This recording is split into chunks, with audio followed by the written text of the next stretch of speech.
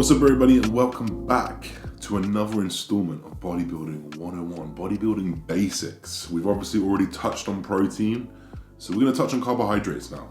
And we're going to keep it short and we're going to keep it simple for you guys to understand as we go forward.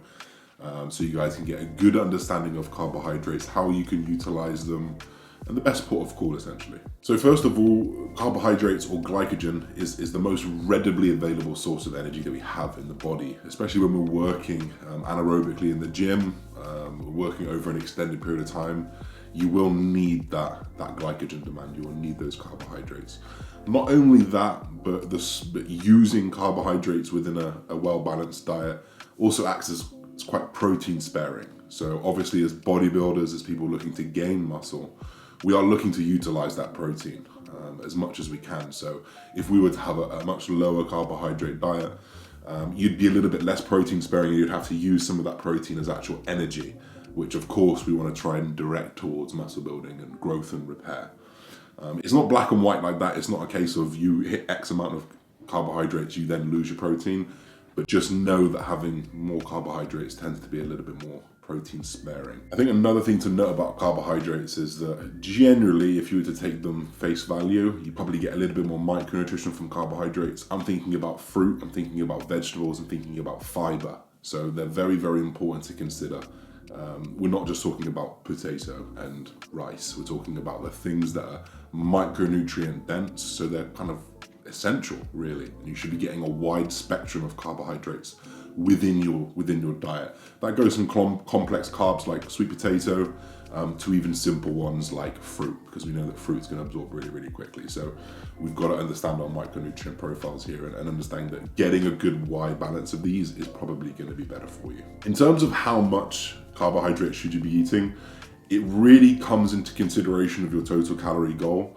So as you saw in the fat video, once you've worked out the amounts of fats that you've got, along with the amount of protein, the rest of that should be carbohydrates. And if you can, most of that should be carbohydrates, because we know that it's a huge impact on training, on recovery, on your ability to perform. Even things like mental cognition can be affected by the amount of carbohydrates that you're ingesting. So if you were to take your calorie balance, you want to try and get as much of that to be carbohydrates as possible, with regard to keeping your fat and your protein within those two measurements that we've talked about in previous videos as well. So the next thing to talk about is when should you be eating your carbohydrates, because there's a lot of myths out there. Not eating carbs before bed, not eating carbs after 6 p.m. and I want to put a dispel to these rumors or these theories. You can eat carbohydrates whenever you want to.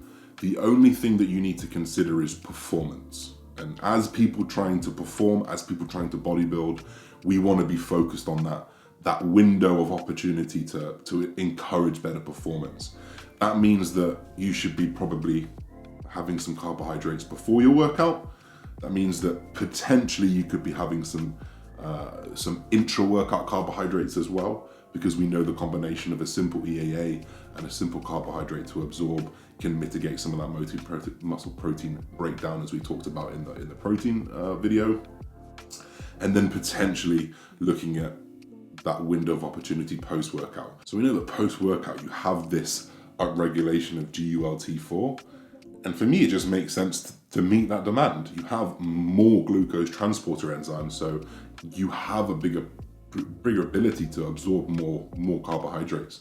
So for me and for many of my clients, I tend to suggest the biggest bolus of carbohydrates to come post-workout.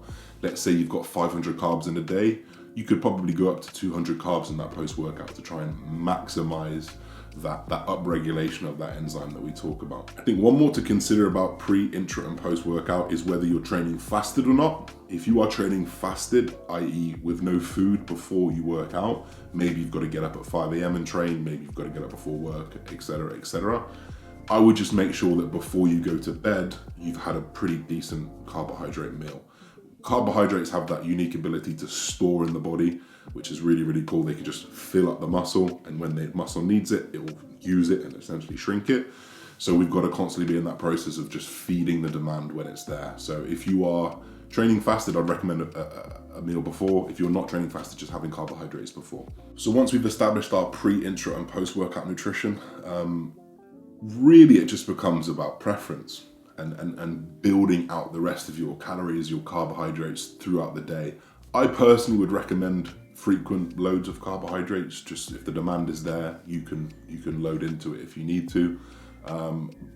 But it's not going to make a huge difference if you have all of your carbohydrates in meal 1, 2, and 3, and you have meals 4 and 5 without them. It's not going to make a huge difference unless maybe you're training fasted. Then I'll probably put some in pre-bed. So general rule of thumb with carbohydrates: focus on pre, intra, and post-workout nutrition in terms of having slightly more carbohydrates. Split it the rest where you can. Get a good wide micronutrition. Make sure you're hitting your fiber, because obviously fiber comes from carbs as well.